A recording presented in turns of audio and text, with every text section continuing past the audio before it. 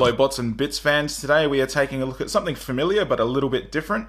It is BB7 O2 Solarwind, their KO Takara Sunstorm. Now, Yes model isn't mentioned anywhere on the box, in the packaging or anything. This seems like pure BB7. Whether Yes model had a hand in manufacturing this or not, who knows? I haven't been able to get a definitive answer on that one. But with all that out of the way, let's take a look and see if BB7 have learnt anything from their failed Skywarp July last year. So in the box, we get a large clamshell. Just get rid of that box.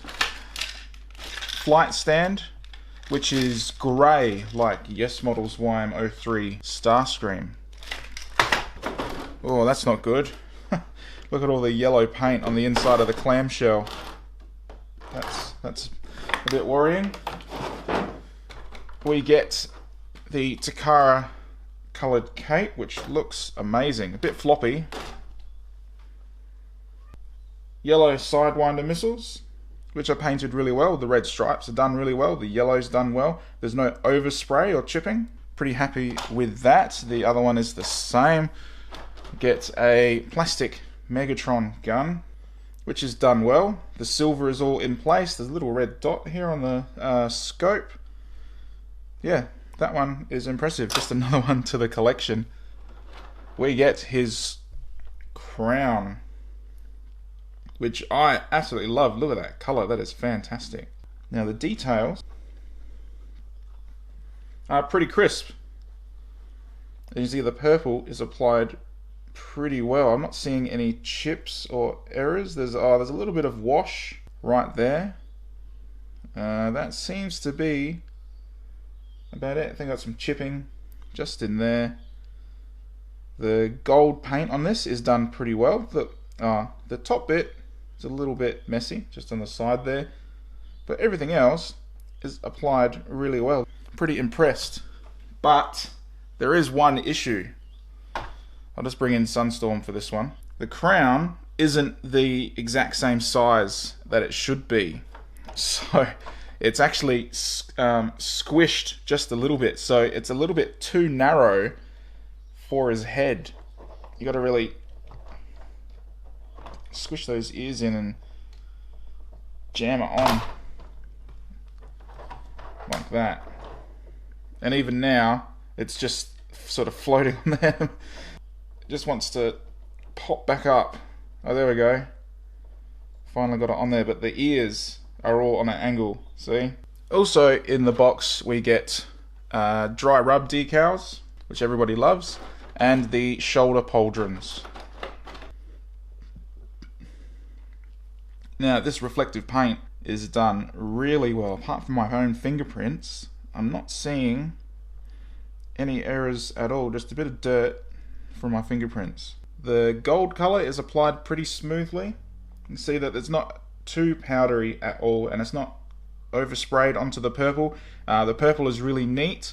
The purple is all the way on the inside of the shoulder as well. Well, that is just done really well. One problem, it hasn't been screwed in all the way, and the other one is a little bit better. That's not a problem. I'll just give that a quick tighten. Thankfully though, they fit on his shoulders just fine. Tab that one in, and this side. That looks fantastic. Not sure what the importance of Sunstorm having a purple coronation kit is. I think this would look a little bit better on Skywarp actually. Yeah, that suits him really well. That looks fantastic. Much better on Skywarp than Sunstorm. And let's not forget the all-important Megatron clip. We get a Chrome Doctor and a Chrome Pilot. They're not bad. And then onto Sunstorm himself, and doesn't he just look fantastic? I am so happy to finally have a Takara styled Sunstorm in my collection. I could never afford the Takara one, and I could never find it. So this makes me happy, and now my Hasbro Acid Storm has someone to partner with, and my Hasbro Acid Storm is one of the better official Seekers that I own. I think a lot of people do have an issue with him. Mine is perfect. I love this Acid Storm. I don't know why. He looks incredible, and now Sunstorm just looks perfect. All I need is for Yes Model to finally bring out, what was the last one? Nova Storm? Ion Storm? Whoever it was, I just need the last one. So get to it. Having said that, he's not perfect. So far I haven't had any issues structurally. I've only transformed him a couple of times. But they've made some silly decisions with paint and where to apply it that have created quite a few defects. So let's take a close look, shall we? We'll start at the top and work our way down the figure. The white intakes on his shoulders are actually orange plastic painted white. You can see the orangeness coming through the paint a little bit on the insides. It's also really delicate. Straight out of the box, I've got white paint chipping on the top. Big chip in the side here. Turn it around. Not too bad on the back. A little bit of a chipping on the top. Around here I've got really bad chipping up the side. Looks like it's missing plastic, but it's not. It's just the orange coming through. Another chip down the bottom here. And then around the front is okay. But it's very fragile. I feel like if I transform it a couple more times, I'm just going to take more paint off. Why they didn't just mold this in white plastic, I don't know. It's not like the flame effect on the back is the orange plastic underneath. No, I can feel that. That's paint, or it's a decal or something. It's something that's been applied on the top of the white. So I don't think it really would have mattered too much if that was white plastic, and it would have solved the issue. And it's not like they haven't already used white plastic on this. The null rays, the elbows, the hands, the thighs, they're all white plastic. The paint on the face is done really well. That silver is applied perfectly, and that ball socket is really tight actually while I'm here. The red inside the eyes is a reflective red, and that is done fantastic. So no complaints there. It looks like it's missing a little bit. It's not. It's just how my camera is picking up the light. Okay, so further down in the abdomen and oblique area, you can see that these white sections here are again white paint painted over orange plastic. It's done better. You can still see the orange detail coming through, but that's been something that's popped up on pretty much all of them that have had paint there, even the KBBs. So it is applied reasonably well. And also the die-cast slider in the back is painted yellow. Problem is though, it's not painted very well. One transformation and nearly all the paint along the slider has flaked off. And while we're up close looking at this section, I did have a small plastic error just inside the shoulder joint. Similar to, but not the same as the S Model's Dirge. It was only very, very minor, and I think when I transformed it, it wouldn't have caused very much damage at all. But I chose to fix it anyway, in the same way that I fixed the S Model Dirge. Moving over to the arms, we can see that we've got the yellow flame detail there, which is painted on or sprayed on, however they've done it. And that's good, there's no chipping anything. You still see the line work detail through it, which helps just break it up a little bit, and that looks really good. Got the white plastic hands, and on the null rays, or whatever you want to call them, the gunmetal sections are painted pretty well. No complaints there. No paint on the hips, no paint on the thighs, no paint on the knees, no paint on the legs, except for the wheel covers, which I think are die cast, maybe? No, plastic. But for some reason they've been painted yellow and a little bit different. The shins aren't painted, they're molded white plastic. But then you go to the feet, and the feet themselves are, I don't even know what colour they are, but they've been painted white. And they've been painted really badly because they're chipping about the same level as the shoulder intakes.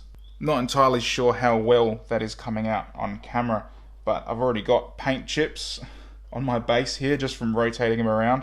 The paint is really, well, the white at least, is really delicate on both surfaces. And then there's the gunmetal painted over the top, which that looks good, that looks fine. Just that white is just too delicate, and especially seeing as that's white plastic, that's white plastic. I don't understand why that's been painted white instead of just cast. And still focusing down on the feet, when we turn it around to the tail section, hang on, you can see that, let me just turn this slider here for the tail fin, this side is yellow plastic, this side is painted orange plastic. Why have they done that? It makes it look different. You've got an obvious blend line there. The paint is more like a powder coat, so it's really fragile. I wiped some dirt off part of the wing, I think, with my finger, and it took some of the yellow haze out of it. Maybe they couldn't get a plastic to look this bright, but that shin looks pretty bright. I think spraying yellow over orange plastic on here hasn't done them any favors, and you can see in the tail, I'm not sure if it's coming out on camera or not, but where the mold line is, the paint hasn't gone into it. It's still orange coming through. Overall, the yellow paint does look good. Maybe they wanted small orange details and cracks to come through. I'm not sure. My only concern is that the paint is not very durable. And then onto the wings. Now, there was a speck of dirt, like a fingerprint on here, and I've used my own finger to rub it off, and now you can see there's just a little patch here where I've taken some of the airbrush off just by the oils on my thumb. I've just rubbed some of that paint off. So you see what I'm talking about when I say it's very delicate. But that said, the gradient is well done. It's not a solid line like you might think or might see in photos. It is very gradual, and it is a very cool color. So something I forgot to mention while going over the paint was the sprue marks on this are almost non-existent. They've really tidied them up super well. The ones on top of the shoulders, look at that, you can barely see them. On the sides of the vents here, almost nothing. Nothing on the fingers. See the hands? There's nothing on that. Nothing on the inside of the fingers. A little bit on the hip skirts there. That's probably, the worst. Down here on the shins. Look at that, you can hardly see them. And that's it. They have tidied the plastic up on this guy absolutely perfectly. Alright, so I've picked apart the paint enough. I've got the flakes on my hands to prove it. Let's get into joints and tolerances. Like I said before, the head on the ball socket is really stiff and really strong. The upper shoulder ratchet is not loose at all. That is really good. There's still a little bit of boob flop here. The connector in the hips is super tight that I can never get it quite all the way down, so there's just a slight little gap there. I'm just going to unscrew the cockpit seat a little bit, I think, just to give it a little bit more room. That should solve it. Anyway, upper bicep swivel, just as stiff. Elbows aren't really stiff. Fingers aren't loose at all. And that wrist swivel is super tight. And now that I've done that, I've just noticed they've painted the insides of the wrist. Why have they? I don't know why they've done that. Instead of just using white cast plastic, they've painted that again. And actually, now that I think about it, this side on the inside of the wrist is all chipped. Not that that's very important. You never see that except during transformation. So when you transform him, you're like, ah, shit, and then you forget about it. But it is there. Right. Null rays aren't loose at all. And the other side is exactly the same. Now they are still using the push plug inside the shoulder, but thankfully it is flush with the ratchet joint, which means no exposed spring, no dislocating arm. No waist swivel, just a little bit like that. So the boob rockets, I can barely get that one open. That's tight as. This one, pretty floppy. Now onto the ever important hips. Now they're pretty good, but I do have a bit of play between ratchet clicks. None out, just forward and back. So if I go up to, not much, strong enough, but go back, a little bit of play between clicks. And that's the same on both sides. Strong hips though, they're not going anywhere. And while I'm giving him a shake, the torso connector, not going anywhere. And those wings didn't pop out either. So that one came out just the slightest little bit. So that's impressive. Even some of the Yes models still pop their wings out. Right, upper thigh swivel is stiff enough. Actually, let's just do the out. Yeah, reasonable. Upper thigh swivel, stiff. The double knees. That sounds really quiet, but it's actually a pretty strong joint. That's a nice soft sound, that. The secondary joint is really stiff. I have to hold the leg to move it. Toe swivel is one of the stiffest that I've encountered on an MP11. Same with the forward and back. But that is really good. That holds a pose really well, I think. The thrusters, as you would expect them. The wings in and out aren't floppy at all. Everything holds together impressively well. Structurally, this is one of the best, I think, with the exception of that little bit of give in between the ratchet clicks. Now, before I get into jet mode, I thought I'd better show him off all dolled up and ready for the ball. Now, when posing him, I do worry about the null rays scratching the paint on the wings, and also the cape is such a thin, light plastic that it's almost transparent and it seems really flexible and weak. But the plus side of that is that it seems to have reduced the weight overall of the cape. So it's sticking out quite easily. It's not pulling the figure back at all. It's not really making him out of balance at all. And it still looks pretty amazing if you ask me. Even though it's a little bit transparent. More of an Ederjon cloak then, I guess. I do still like it. And there he is in jet mode. But of course, you know that. You're not an idiot. Your father was wrong about you. Keep your chin up. And yes, I skipped the transformation. Let's just go straight into jet mode. When it comes to MP11, we all know what we're doing. And if you don't, there's 10 gazillion videos on how to do it. I'm not going to waste my time. Now, it does look pretty good, and it holds together really well, especially this connector on the back here. That is really solid, almost as solid as, say, KBB, who had the hang on, getting a delivery. Oh, I wonder what it could be. Alright, I'm back, and if you're wondering what I just got delivered, it is TF Dream Factory's God O2S Tank Warrior movie Brawl in Desert Camo, so I'm looking forward to getting that out. So we still have all the usual gimmicks, which I'm not really going to go over completely. They're still, yeah, I think still there. I don't know, they need to get rid of some of this stuff. It's a bit outdated. Like the nose cone radar, that's just so prone to breakage. Nobody cares about that. They should just delete it, glue this, or just screw the nose cone on and just be done with it.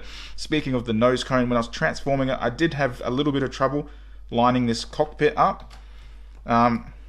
Still a slight gap, but it's pretty much on par with what everyone else is doing. I had to hold the seat with my fingers and bring the nose cone around and just sort of wiggle it into position. It took a couple of goes, but it got there in the end. Now let's talk about this paint job in jet mode. In bot mode, the gradient effect looked much better. It looked like it went over more of the wing, maybe because the arms were covering it, or I don't know. It looked better in bot mode. In vehicle mode, you got this almost muted orange here going into the fluorescent yellow on the tail. That it just looks like almost a solid line. It bugs me a little bit. When you get in closer and have a really good look, wrong way. It's not as drastic as it looks from 3 feet away, but still, the paint starts here and the gradient finishes there. That's not much at all. It really needed to come further up on like a triangle shape, a bit more. See this final gradient here? If they just brought this out another centimeter or two and had it come a little bit further up, instead of a straight line across the whole jet, have it come up from here on an angle and down like that, I think that would have looked much better. Maybe not this high, but up to maybe here. And also you can see here that the yellow plastic looks very different to the final painted color. They're already painting this plastic. I don't know why they just didn't paint those pieces as well. In my opinion, anyway, this is all just my personal nitpicks with the paint job. I can't find anything else wrong with this thing. It wouldn't be a Bots and Bits video if I didn't complain about something, so this is it.